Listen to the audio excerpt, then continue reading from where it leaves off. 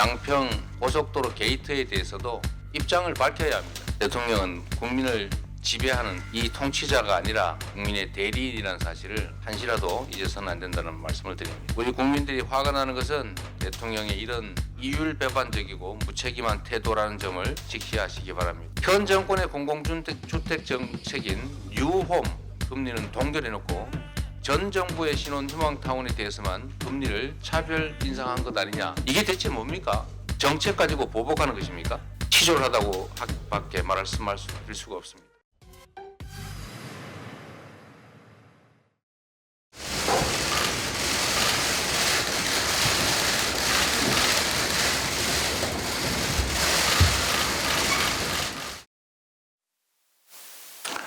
후쿠시마 핵 오염수 문제에 대해서도 양평 고속도로 게이트에 대해서도 입장을 밝혀야 합니다.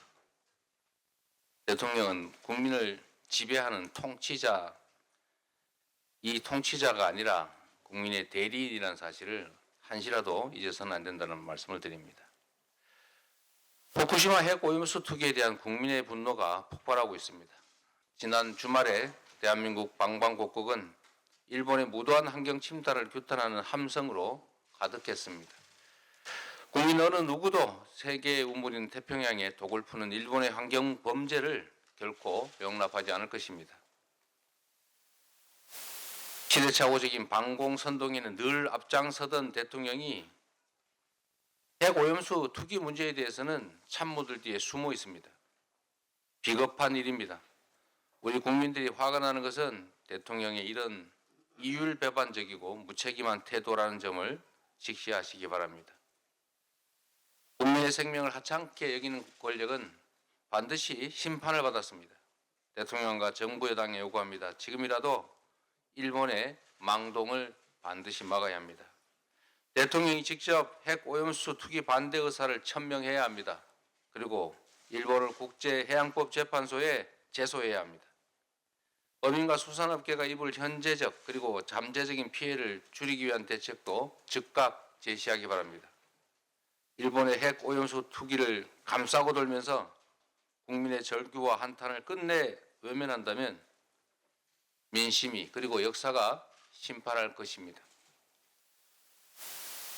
윤석열 대통령이 이동관 방통위원장 임명을 강행했습니다.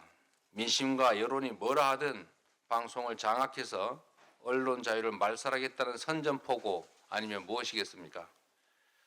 국민들의 혹독한 심판을 받았던 MB 정권의 전철을 다시 밟겠다는 대통령의 오만과 오기에 분노합니다.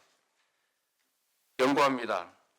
MB 정권의 괴벨스를 윤석열 정권의 괴벨스로 재활용하려는 퇴행적 시도를 즉각 중단하십시오. 정권의 부메랑이 될 것입니다. 민주당은 정권의 방송 장악 음모에 대해서 끝까지 맞서 싸우겠습니다. 이동관 표 언론 탄압이 성공할 것이라는 망상 버리시기 바랍니다.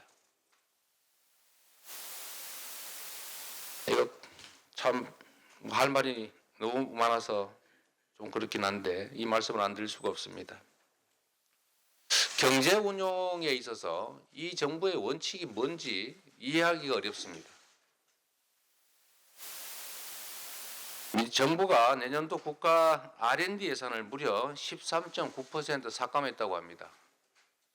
아무리 배가 고파도 씨앗을 삶아먹는 농부는 없습니다. 미래의 성장 동력 마련을 위해서 늘려도 부족한 필수 예산을 마구잡이로 칼질했습니다. 정권에 납득할 수 없는 역주행이 도를 넘어도 너무 넘습니다. 이렇게 예산이 부족하면 초부자 감세는 대체 왜 한 것입니까? 과감한 연구 개발 투자 없이 어떻게 경제가 지속 성장하겠습니까?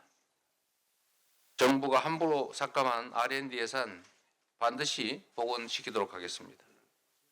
정부도 예산 카르텔 운운하기 전에 검찰과 국정원 같은 권력기관의 불명확한 특허알비부터 대폭 손보시기 바랍니다.